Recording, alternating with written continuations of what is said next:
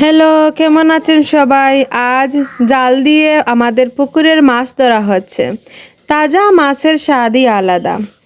রান্না করব মাছের তরকারি। আপনারা চলে আসুন যদি খেতে চান। অন্যদের পাশে থাকবেন। নিজেদের ভিডিওতে রিচ, লাইক, কমেন্ট বাড়াতে চাইলে অবশ্যই অন্যের ভিডিও দেখতে হবে, লাইক কমেন্ট করতে হবে। অন্যের কমেন্টে রিপ্লাই করবেন, দেখবেন ফলোয়ার্স বাড়বে খুব তাড়াতাড়ি। অনেকে এরকম ভুল করেন, ভিডিও দেখেন কিন্তু লাইক কমেন্ট করেন না। আবার অনেকে ভিডিও না দেখে লাইক দিয়ে চলে যান।